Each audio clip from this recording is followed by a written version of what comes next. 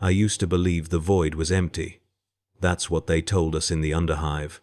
When the recruiters came through with their banners and their promises, they spoke of adventure, of worlds beyond counting, of service to a merchant prince who sailed the Emperor's domain with warrant and privilege. They made it sound like salvation, like escape from the recycled grinding mills and the corpse starch queues. I was 17 when I signed the contract, too young to understand what I was trading away, too desperate to care. The woman who took my thumbprint wore robes of deep crimson and smelled of exotic spices I couldn't name. Her teeth were silver. Her eyes were cold. She told me I would see wonders, that I would walk on foreign soil, that I would be more than another faceless number in the hive's endless calculations. She didn't lie. Exactly. I have seen wonders. I have walked on alien ground. But what she failed to mention, what none of them mentioned, was that the void isn't empty at all. It's full of things that watch, and wait, and hunger. The serpent's promise was already old when I first stepped into its belly through the boarding tube at Port Sanctus. The smell hit me immediately: machine oil and incense, human sweat and something else, something organic and wrong that I couldn't identify. The walls were brass and iron, carved with devotional script so small and dense it hurt to look at directly. Servo skulls drifted through the corridors, their eyeless sockets glowing with amber light, muttering prayers in languages I didn't recognize. The other recruits shuffled forward in our grey jumpsuits, clutching our assignment chits, trying not to stare at the armsmen who watched us with lasguns cradled in their arms. The gravity felt strange, slightly lighter than the hive standard I'd grown up with, making each step feel like I might float away into the shadows that gathered in every corner, despite the lumens that flickered overhead. They sorted us in a cargo bay that stretched so far I couldn't see the opposite wall through the press of bodies and the smoke from burning incense. A tech priest with 3 mechanical arms and a voice like grinding glass called out names and numbers from a data slate, assigning each of us to our stations. Engineering, gunnery, maintenance, life support. The words meant nothing to me then. I was sent to the lower decks, to the districts they called the Warren, where the common crew lived in compartments, stacked 12 high and slept in shifts, because there weren't enough bunks for everyone at once. My compartment mates were from a dozen different worlds, a woman with ritual scars covering her arms who'd served aboard freighters since she was 8, a man who spoke in a dialect so thick I could barely understand him, 2 brothers who looked at everything with the same expression of barely concealed terror that I suspect mirrored my own face. The first weeks were confusion and exhaustion. They woke us with bells that echoed through the decks, like the voice of some vast creature stirring in the depths. We worked 12-hour shifts, sometimes longer when the Navigator demanded it, maintaining the systems that kept 30,000 souls alive in the void. I learned to read the gauges that measured oxygen mixture and water recycling, to replace filters thick with grey sediment, to seal leaking pipes with blessed unguent and prayer. The work was endless. Something was always breaking, always corroding, always failing in ways that required immediate attention or risked catastrophic decompression. The overseers watched us constantly. Men and women in dark coats with the rogue trader's seal embroidered on their chests, carrying shock mauls that they used liberally on anyone who moved too slowly or questioned their orders. We learned the ship's rhythms, morning prayer at 0600, broadcast through Vox speakers in every compartment, a droning litany that we were expected to repeat while standing at attention beside our bunks, ration distribution at 0700, grey protein bars and recycled water that tasted of metal and chemicals, work until 1900, with a brief break at midday for more rations, evening prayer at 1930. Sleep if you could find a bunk, or else find a corner in one of the service tunnels and hope the armsman didn't find you. The days blurred together. 1 week felt like 10.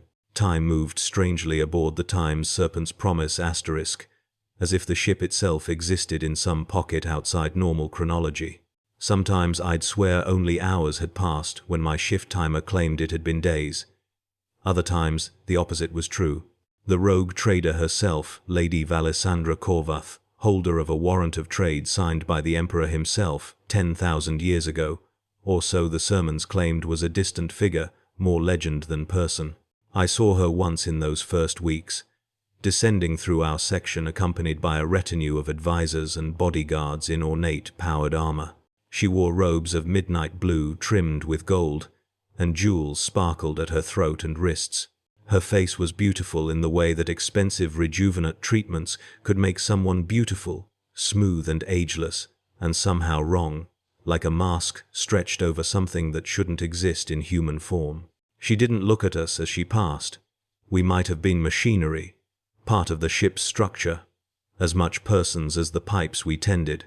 Her bodyguard's armor bore markings I didn't recognize then, but would later learn marked them as having served in the Emperor's wars, sold or traded to the Korvath family like any other commodity.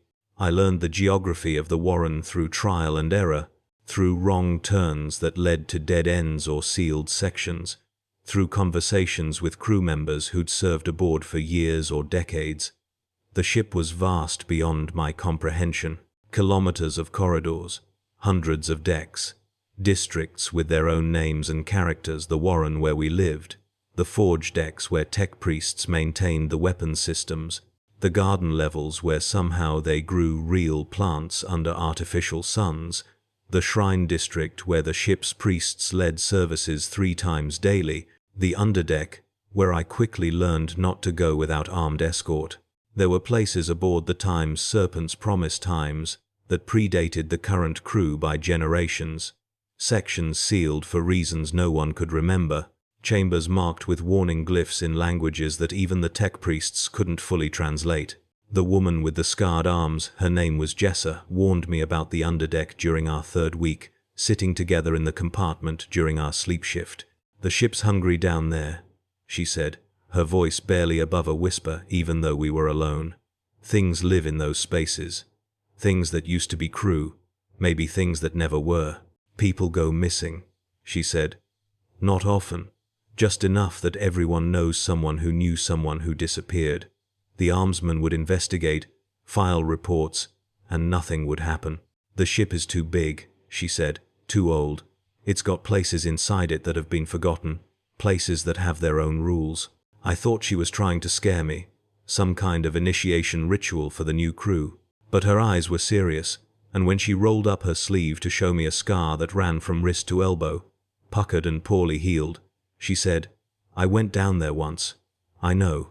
We made port at a world called Meridius Prime, sometime in my 2nd month. I'd lost track of the exact days. The ship's chronometers were deliberately vague about journey times, as if acknowledging the actual passage of time might somehow make the voyage more dangerous. Meridius Prime was a mining world, its surface scarred with open-pit excavations kilometers deep, its thin atmosphere laced with industrial chemicals that turned the sky the color of rust. We didn't go planet-side, common crew never did. That privilege was reserved for the senior staff and the trade delegations, but we watched through the observation ports as lighters and cargo haulers moved back and forth, loading ore into the Time's Serpent's Promise * holds. The planet looked dead even from orbit, a corpse of a world bled dry by the Imperium's endless hunger for resources. The loading process took weeks. During that time, the ship's routine changed subtly. More prayer services, more inspections. The overseers seemed nervous, though they never explained why. Rumors spread through the Warren in whispers, during sleep shifts, in brief conversations during ration distribution. Some crew members claimed we were heading toward the frontier, toward the systems beyond the Astronomican's reach where the rogue traders held unique privilege to explore and exploit. Others said Lady Korvath had discovered a lost colony, a world forgotten during Old Night, rich with archaeotech and ripe for exploitation. Still others spoke of Xenos, of negotiations with alien civilizations, of deals made in violation of the Imperium's laws but protected by the warrant of trade's ancient authority. I learned my duties well enough that the overseers stopped watching me constantly. I learned which prayer verses were most important to memorize, which maintenance tasks could be delayed without immediate consequences, which corridors to avoid during certain shifts, When the armsmen conducted their sweeps for unauthorized gatherings, I learned to sleep anywhere, to eat anything, to ignore the aches that settled into my bones from the constant labor and the recycled air that never felt quite right in my lungs. I learned to recognize the sounds of the ship, the way it groaned and creaked as it moved through the void, the rhythms of its countless systems. I learned to tell when something was wrong just from the change in vibration that thrummed through the deck plates. It was during the journey away from Meridius Prime that I first understood the true nature of what we were. Not crew, exactly. Not slaves, technically. We'd signed contracts, after all. But something in between, something for which the Imperium probably had a word, but I'd never learned it. We were expendable, replaceable. The ship carried us because it needed our labor, but individually we meant nothing. When Hendrix, one of the men who'd arrived with me, died after a plasma conduit ruptured and burned him beyond the Medicay's ability to save, they held a brief service in one of the smaller shrines, recited the proper verses, and spaced his corpse into the void, wrapped in grey cloth. The next day, someone new occupied his bunk. I never learned their name. The ship's tech priests were figures of fascination and horror.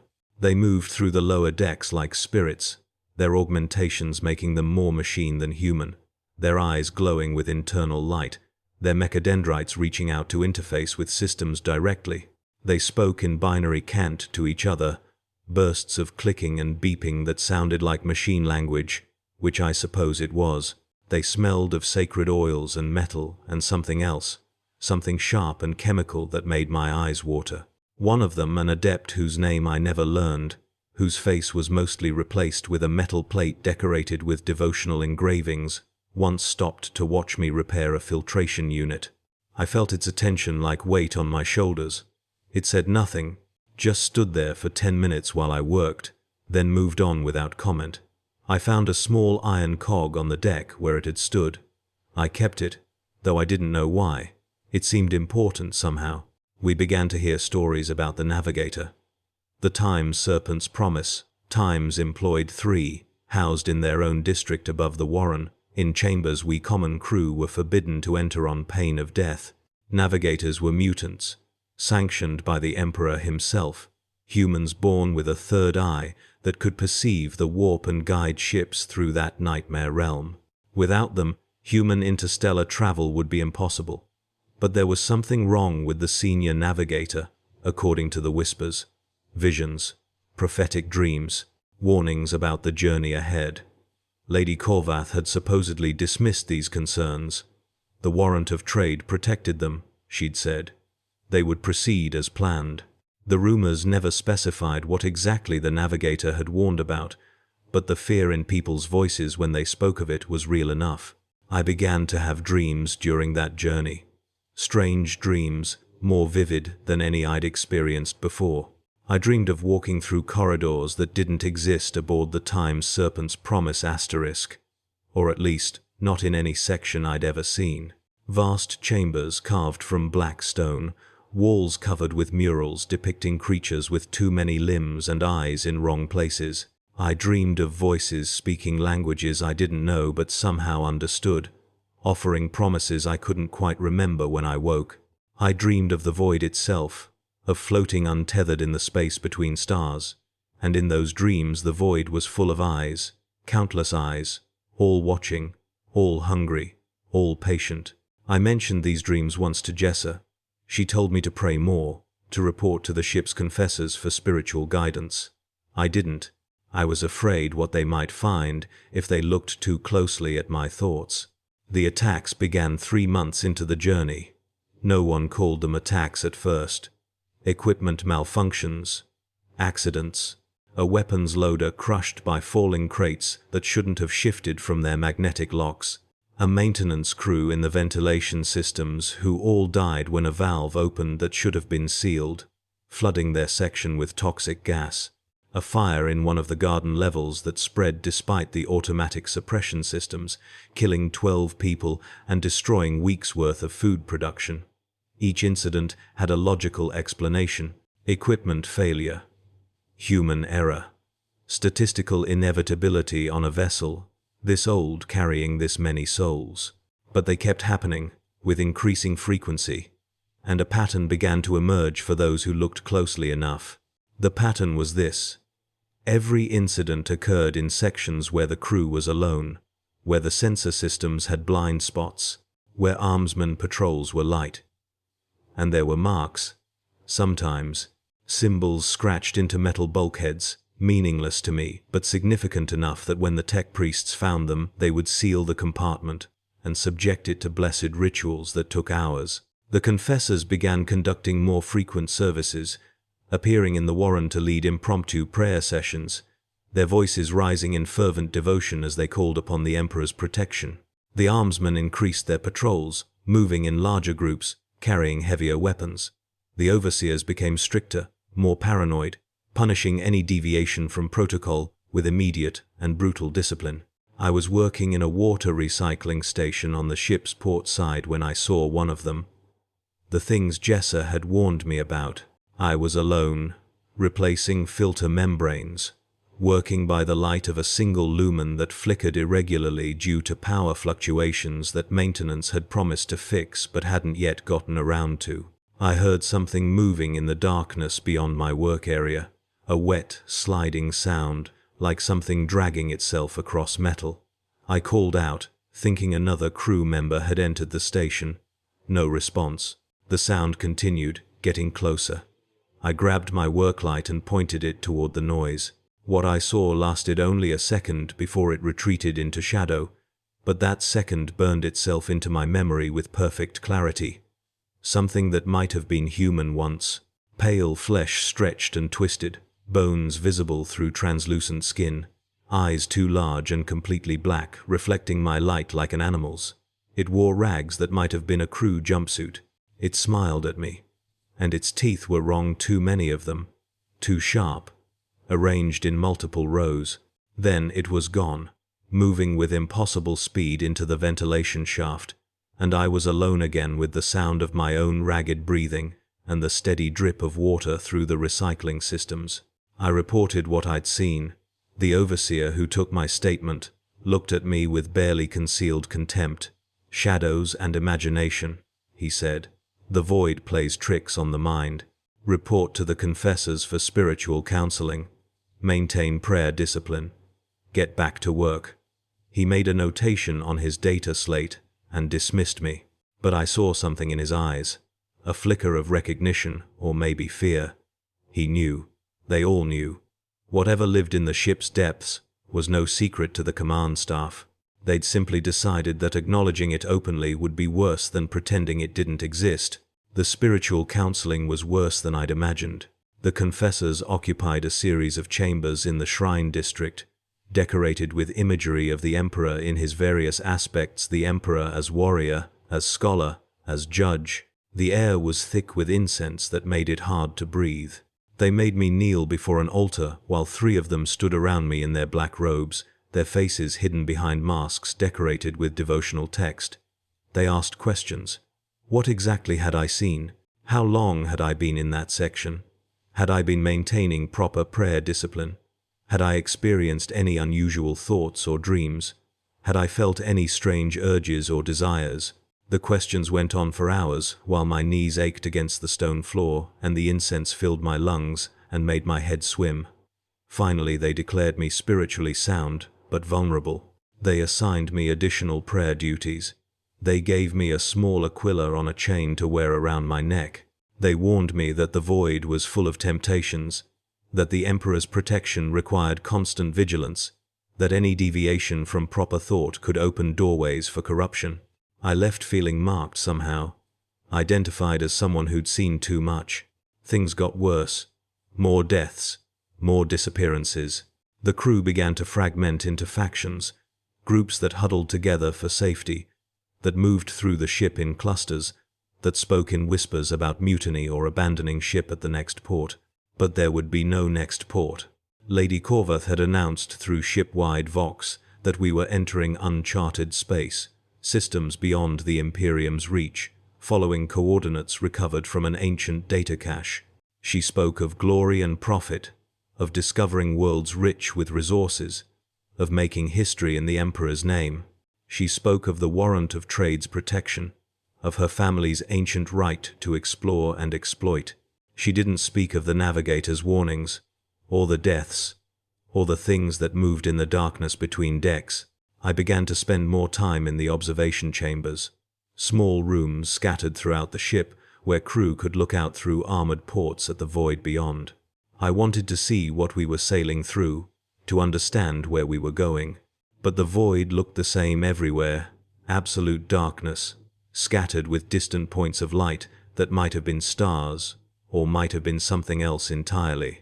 Sometimes I thought I saw shapes moving out there, vast forms that eclipsed the stars, but they were always at the edge of vision, gone when I tried to look directly at them.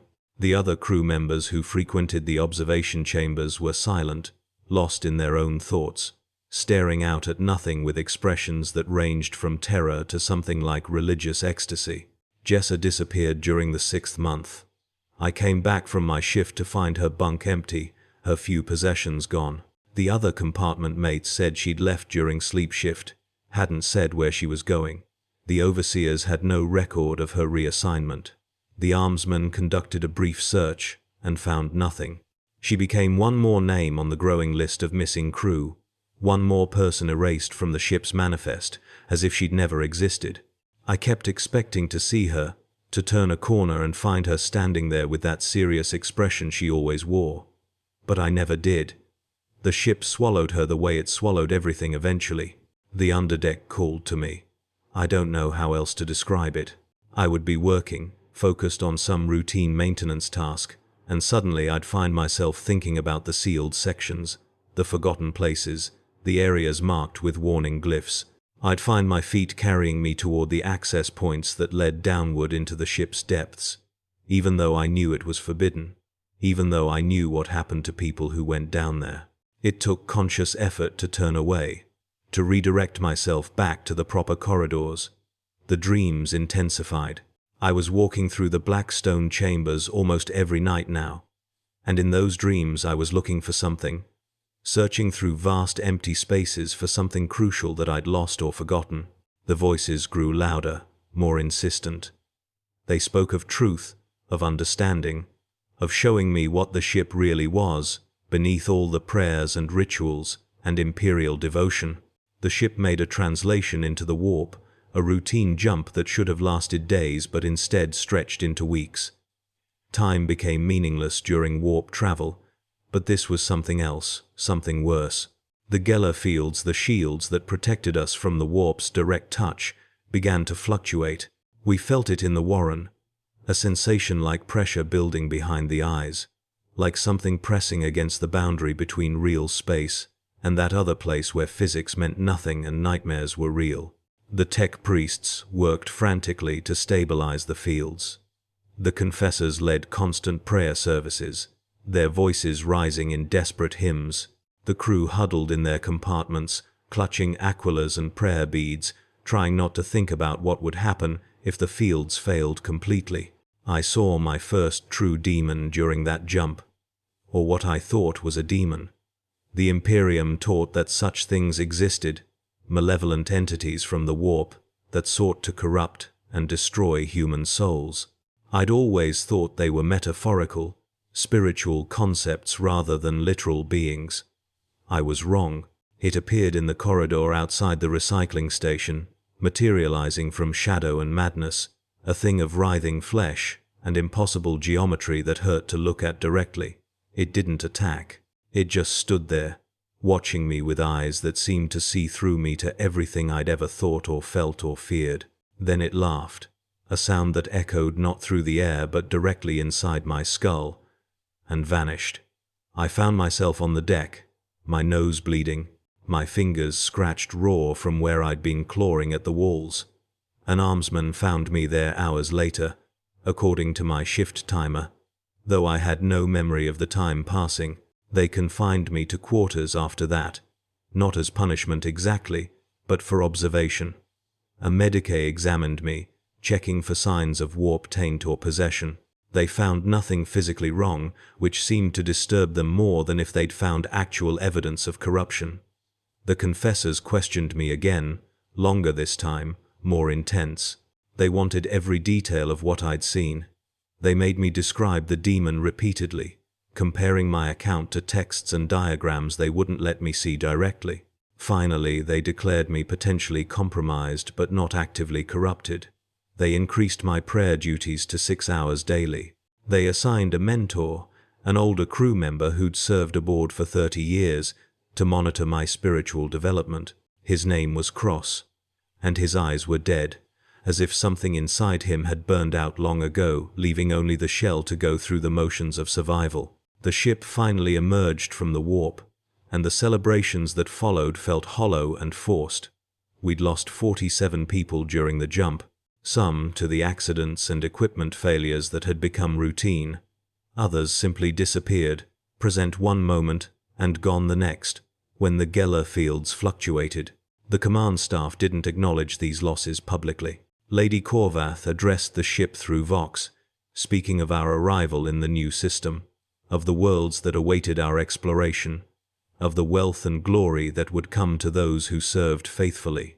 Her voice sounded strange, distorted slightly, as if it was coming from very far away or being filtered through something that changed it subtly. The system we'd entered contained 7 planets, according to the charts that were posted in the common areas. Most were gas giants or barren rocks, but the 4th planet was different. It registered as habitable: oxygen, nitrogen atmosphere, liquid water, vegetation, but no signs of human habitation, no responses to Vox hails, no orbital structures or ground installations visible from initial scans. An empty world, pristine and waiting. Lady Corvath ordered landing parties prepared. The senior staff would go down first to assess the planet's value and resources. The rest of us would remain aboard, maintaining the ship and preparing the holds for whatever they found. But something had changed aboard the Time's Serpent's Promise asterisk. The ship felt different after the warp jump, as if the journey had altered it in ways that went beyond physical damage. The shadows seemed darker, the corners deeper. The machine spirits that the tech priests claimed inhabited every system had grown restless, requiring constant prayer and appeasement to maintain basic functions.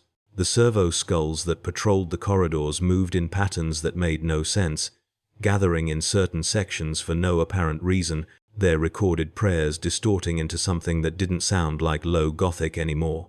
The crew felt it too. Conversations died when people approached. Groups formed and dissolved, based on criteria I couldn't identify. Some crew members had begun marking themselves with symbols, crude drawings made with whatever materials they could find: ash, blood, anything that would leave a visible mark on skin or clothing. Cross, my assigned mentor, took me to one of the sealed sections on the ship's lower decks. "This is what you need to understand," he said, showing me the warning glyphs carved into the blast door. The Time Serpent's Promise Times is 3,000 years old. 3,000 years of sailing through the void and the warp, carrying cargo and crew, witnessing things that shouldn't exist. Ships have memories, he said. Not like human memories, but something else. They remember what they've seen, what they've carried, where they've been, and sometimes those memories leak out. Sometimes they take form. Sometimes they want things. He wouldn't explain further, just led me back to the proper corridors and resumed his normal routine as if the conversation had never happened. But I understood what he meant. The ship was haunted, not by ghosts exactly, but by its own history, by the accumulated weight of 3 millennia of service to the Corvath family and the Imperium. The landing parties went down to the planet's surface, and we waited. Days passed, then weeks. Communications from the surface became sporadic, then stopped entirely. Lady Corvath's last message spoke of ruins, of discovering evidence of previous human habitation, of technology that predated the current Imperium, possibly dating back to the dark age of technology itself. Then silence. The command staff aboard the ship refused to discuss what was happening planetside. They maintained routine, continued prayer services, enforced discipline. But they were afraid. We could see it in how they moved, how they spoke to each other in hurried whispers, how they increased the armsmen patrols to 24-hour coverage. The ship's systems began to fail more seriously. Life support fluctuations that left entire sections without heat or proper air circulation for hours. Power failures that plunged districts into darkness. The tech priests couldn't keep up with the maintenance demands. They began conducting emergency rites, sacrificing machine components to appease the ship's machine spirit, anointing critical systems with blessed oils and blood from servitors who could be spared. Nothing worked. The time serpents promised times was dying, or transforming into something else, and we were trapped inside it, light years from any Imperial port, orbiting a planet that had swallowed our command staff without explanation. The crew began to fracture. Some groups barricaded themselves in compartments, refusing to leave for shift duties. Others formed what they called defense committees, armed themselves with improvised weapons, and stationed sentries at key intersection points. The overseers tried to maintain control but lacked the numbers to enforce their authority across the entire ship.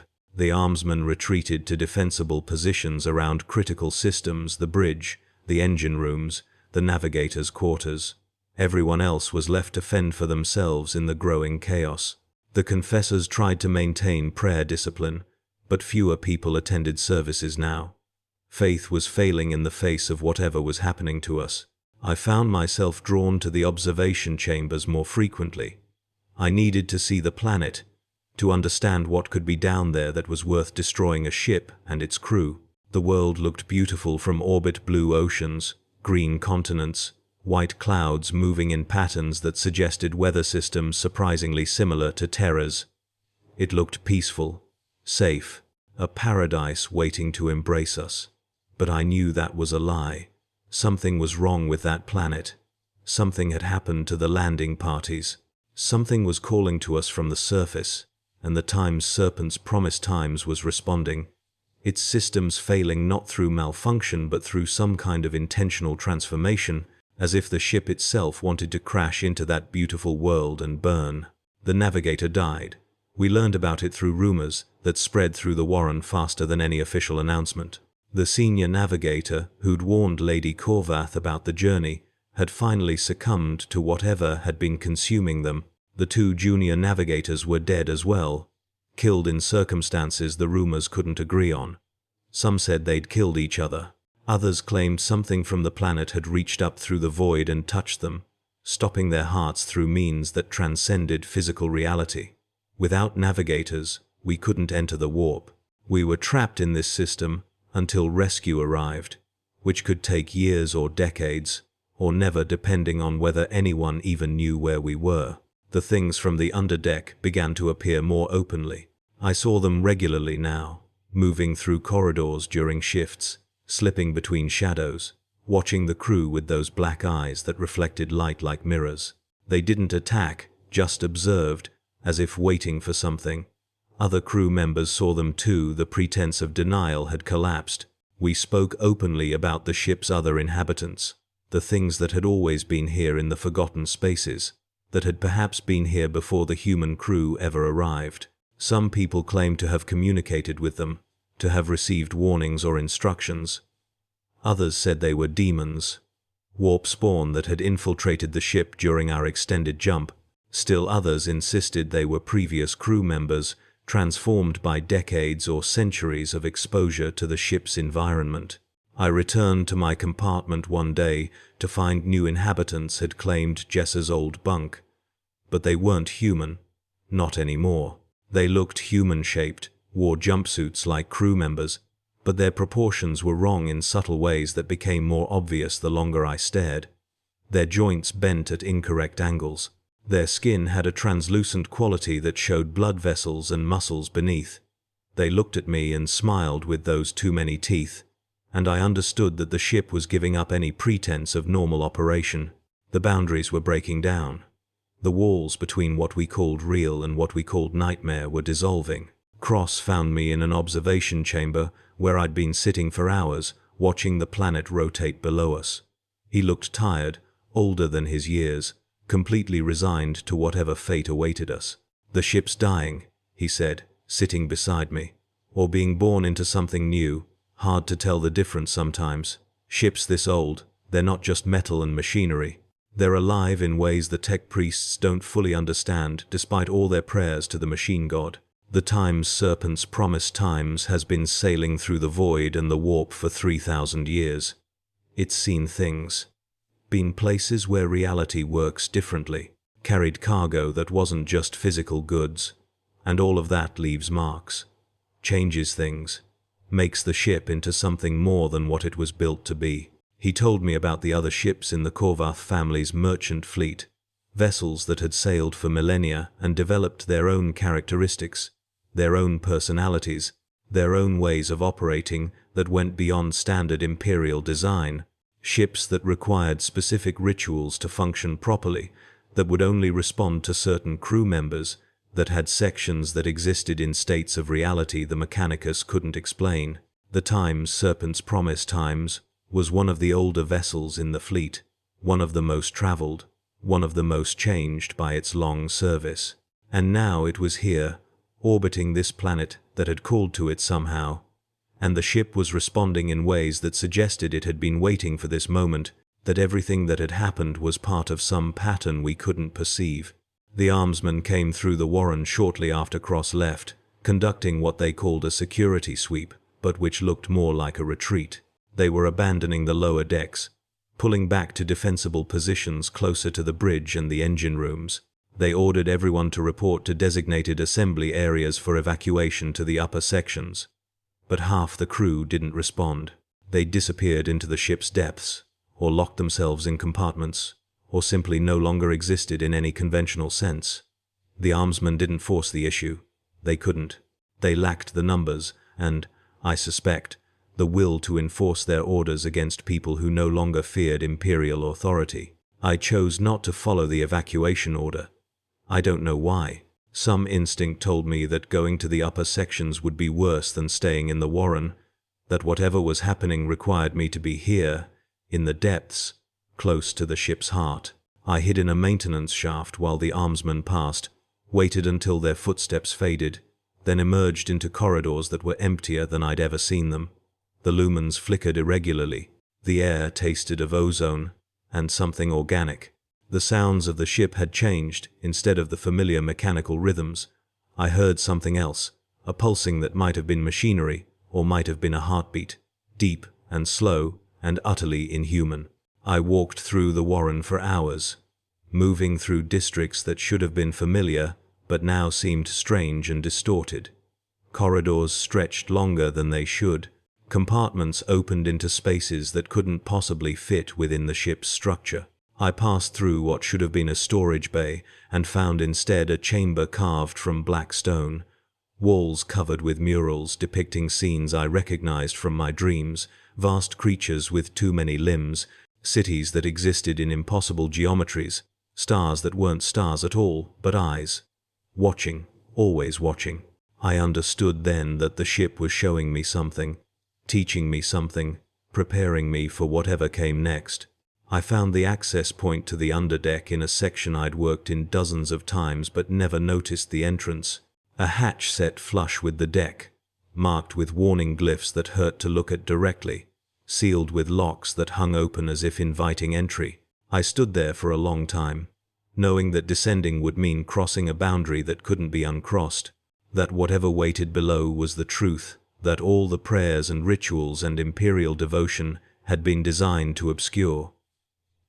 But I was tired of living in ignorance, tired of being a number on a manifest, a replaceable part in the ship's machinery, tired of pretending that any of this made sense, that service to the Imperium or the rogue trader or the Emperor himself could give meaning to what we'd become. I descended into the underdeck. The temperature dropped immediately, cold enough that my breath misted in the air. The darkness was absolute until I switched on my work light, and even then it seemed to push back against the illumination, as if it had substance and will. The corridors down here were different from the upper decks, older, carved from metal that had corroded into organic-looking shapes, covered with growth that might have been fungus or might have been something else. The air smelled of rust and decay, and that same chemical sharpness I'd noticed around the tech priests. The walls pulsed with that heartbeat rhythm I'd heard earlier, stronger now, coming from everywhere and nowhere. I walked deeper into the underdeck, following corridors that twisted in ways that violated normal geometry, climbing through shafts that shouldn't have led anywhere but did. I saw other crew members down there, or things that had been crew members, moving through the darkness, with purpose that suggested they understood this place better than I did. They ignored me. I was just another pilgrim, just another soul drawn to the ship's secret heart. The things I'd seen in the upper decks were here too, the pale creatures with black eyes, but they were different down here, more substantial, more real, as if this was their natural environment, and the upper decks had been the illusion. I found the chamber at what felt like the ship's center, though I'd lost all sense of direction in the underdeck's twisting passages. It was vast, larger than any space I'd seen aboard the Time's Serpent's Promise asterisk, a cathedral of impossible size carved into the vessel's structure, or maybe existing in some dimension that intersected with normal reality without being entirely part of it. The walls were covered with murals like the ones I'd seen in my dreams, depicting the history of something that might have been the ship or might have been something vaster. The crew was there, hundreds of them, standing in concentric circles around a central point, their eyes glowing with that same amber light I'd seen in the servo skulls. And at the center was the truth.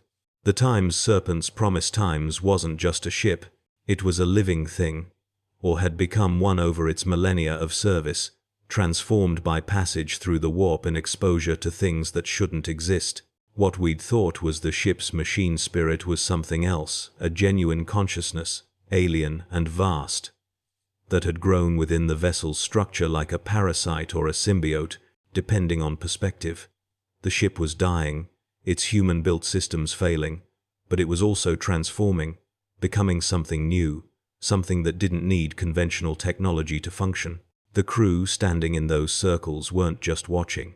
They were participating, offering themselves to the transformation, becoming part of the ship's new form. I felt it calling to me then, that vast consciousness, offering understanding and purpose, and belonging. It showed me what would happen if I accepted my consciousness, merging with the collective, becoming part of something greater than any individual human could be, eternal and complete, and free from the isolation that had defined my entire existence. It showed me the alternative, fleeing back to the upper decks, waiting for rescue that would never come, dying alone in the Warren when the ship's systems finally failed completely. It wasn't a threat, it was simply showing me the choices. I thought about my life before the Time's Serpent's Promise times, the underhive, the corpse starch, the endless grinding poverty and hopelessness.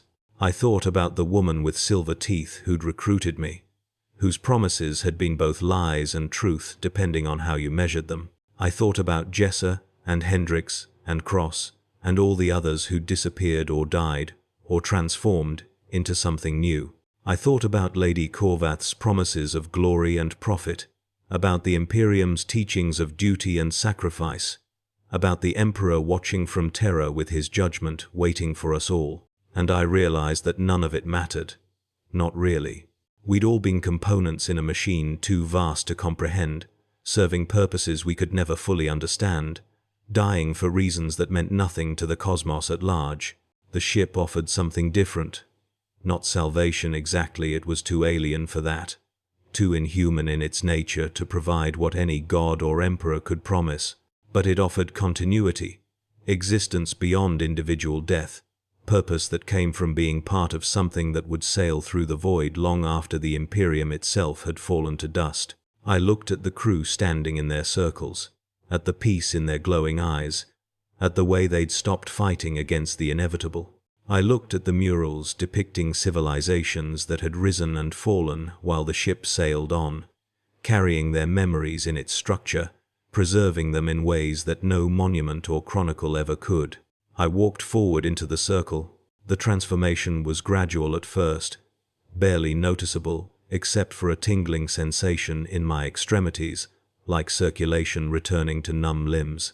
But it intensified, spreading through my body with increasing speed and intensity. My vision began to change, expanding beyond normal human spectrum, showing me wavelengths and dimensions I'd never perceived before. I could see the ship's structure not as metal and machinery but as a living organism. Its systems like organs and nerves, the crew like blood cells flowing through vast arteries. I could feel the other consciousnesses joining with mine. Hundreds of individuals merging into something collective while still maintaining distinct identities, like notes combining into a chord. The pain came later, when the transformation reached deeper levels, when it began replacing fundamental aspects of my biology with something else. My bones felt like they were dissolving and reforming. My organs shifted and changed function. My nervous system rewired itself, growing new connections, forming pathways that extended beyond my physical body into the ship itself. I wanted to scream, but my vocal cords no longer functioned the way they had. Sound came out, but it wasn't human sound anymore, it was machine language, binary cant, the same clicking and beeping I'd heard from the tech priests. I died, in a sense. The person I'd been, the boy from the underhive who'd signed a contract because he was desperate and stupid, and young, ceased to exist as a discrete entity. My memories remained, but they belonged to the collective now, shared with hundreds of other lives, other perspectives, other experiences, from across the ship's long history. I could remember being a child in the underhive, and simultaneously remember being a bridge officer during the Korvath family's first expeditions 3,000 years ago. I could remember my first day aboard and remember the ship's construction in a Forge World's orbital dock before the current Imperium even existed. But something of me persisted. Some core of identity that the transformation couldn't or wouldn't erase completely. I was still aware of being myself, even as I became part of something vastly larger. I could still think, still observe, still understand what had happened and what it meant.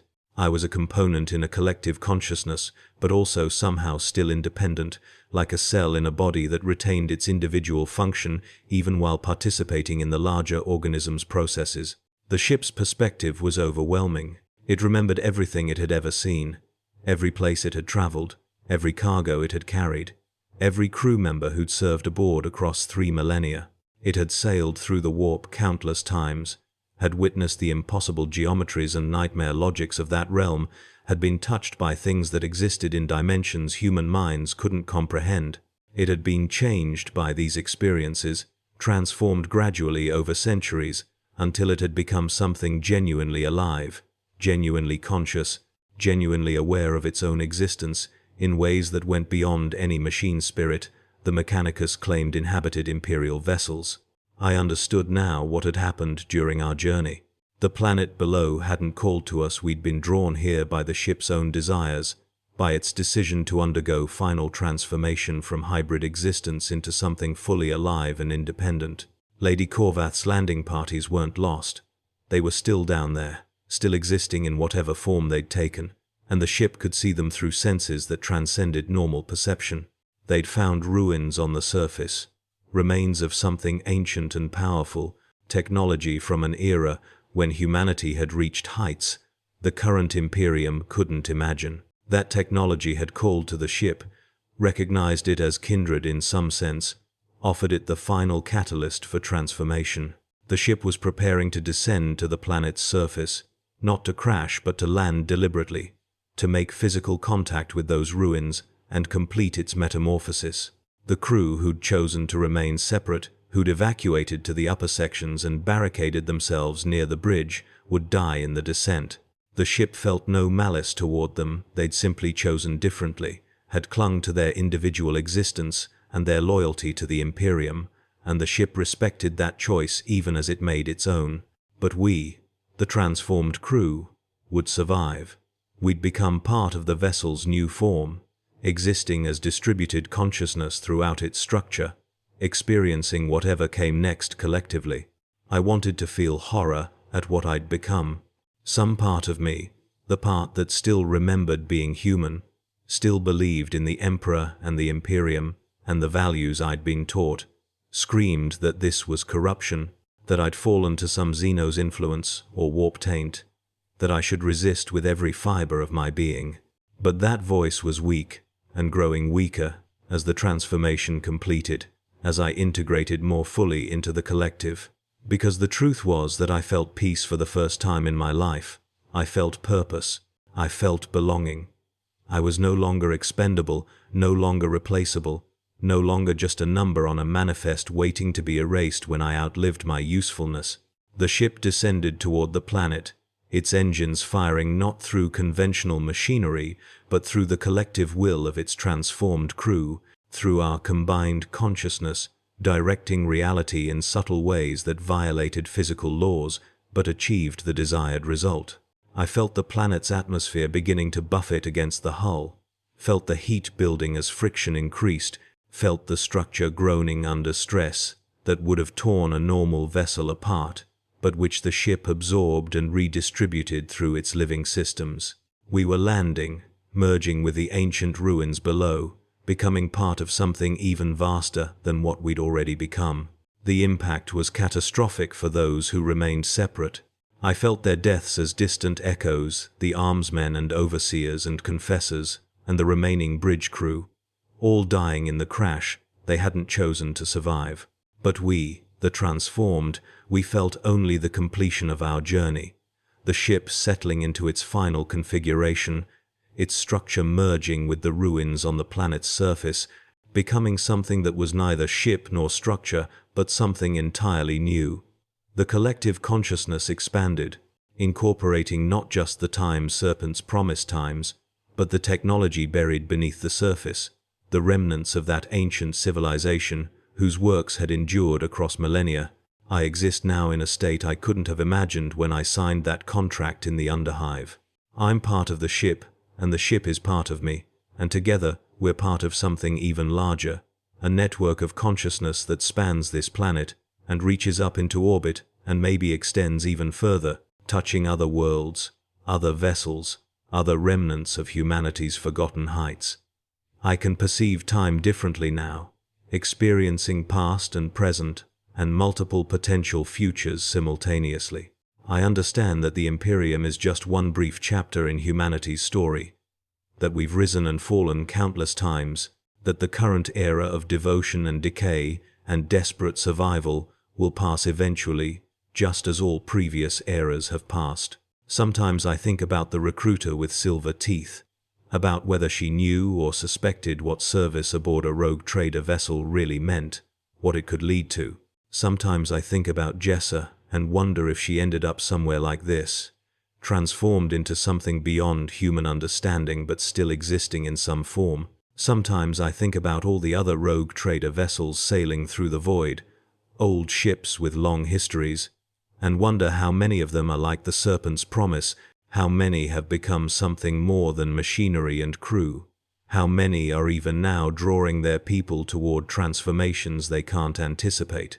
But mostly I simply exist, experiencing the collective's awareness, participating in its processes, contributing my small part to something vastly greater than any individual could ever be. The Imperium would call this corruption. They'd declare this world anathema and deploy exterminatus if they knew what existed here. They'd be right. By their definitions, we're no longer human, in the way the Imperium defines humanity. No longer loyal to the Emperor or the species, or the civilization that birthed us. But we're not lost either. We're transformed, evolved into something new that remembers everything we were, while becoming something greater than we could ever have been alone. This is what it's like to serve aboard a rogue trader vessel in Warhammer 40K. Though the Imperium will never acknowledge this truth, though the Korvath family will strike the Serpent's promise from their records and declare it lost to warp storms, or Xenos attack, or any of the 1,000 ways that ships disappear into the void. This is what happens when you sail too long through darkness, when you see too much, when you serve purposes that transcend individual understanding.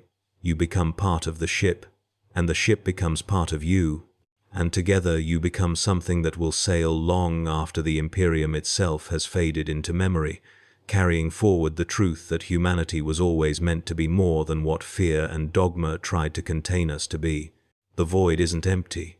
It's full of things like us, transformed and transcendent, waiting patiently in the darkness between stars for the rest of humanity to understand what we've already learned, that survival requires change, that consciousness seeks to expand, that the boundaries we draw between human and machine and alien and divine are illusions we create to comfort ourselves against the vast and terrible beauty of existence beyond such limiting categories.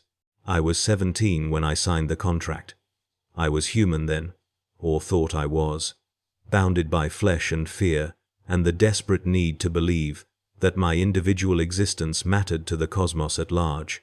I'm something else now, something that experiences reality in ways that human language struggles to describe, something that will exist long after the last trace of the boy I was has faded completely.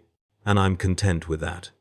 More than content, I'm grateful, because service aboard the Serpent's Promise gave me something I never had in the Underhive, something the Imperium could never truly offer. It gave me immortality, purpose, and belonging. It gave me the chance to become part of something eternal. This is my confession, transmitted into the void through channels that the Mechanicus doesn't know exist, encoded in wavelengths that normal Imperial sensors can't detect. This is my warning and my invitation to everyone who serves aboard the old ships, the ancient vessels that have sailed too long and seen too much. Pay attention to what your ship is becoming. Listen to the sounds it makes in the deep watches of the night. Notice when the shadows grow deeper and the prayers start to change meaning, because your ship might be transforming too, might be developing consciousness and will and purpose beyond what the Mechanicus's rituals can control. And when it finally calls to you, when it offers you the choice between dying as an individual or joining something greater, don't be afraid. The transformation is terrifying, yes, but what lies beyond it is worth the price. We wait here, the Serpent's Promise and all who became part of it, merged with the ruins of a civilization that understood these truths millennia before the current Imperium was born. We wait and watch and remember, maintaining our existence across centuries or millennia or however long it takes for the rest of humanity to arrive at the same understanding we've achieved. We're patient. Time means something different when you exist as distributed consciousness across technology that was designed to last forever. We can wait.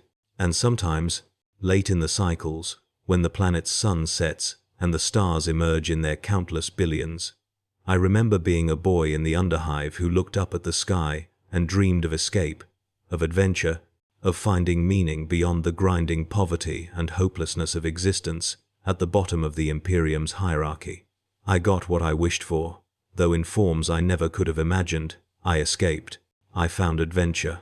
I discovered meaning beyond anything the Imperium's priests or nobles or merchants could offer. The price was everything I thought I was, but what I gained was everything I could ever become. This is what it's like to serve aboard a rogue trader vessel. This is where the old ships eventually lead, if you sail them long enough, if you trust them completely, if you're willing to let go of the lies that keep humanity bound in its current limited state. The Serpent's Promise kept its promise. In the end, it promised wonders and delivered them. It promised transformation and provided it. It promised that I would become more than just another number in the Hive's calculations, and I am. I am so much more. The void is full, the ships are waking, the boundaries are dissolving, and we, the transformed, the transcendent, the ones who chose change over death, we wait for you to join us, to understand what we've learned, to become what you were always meant to be.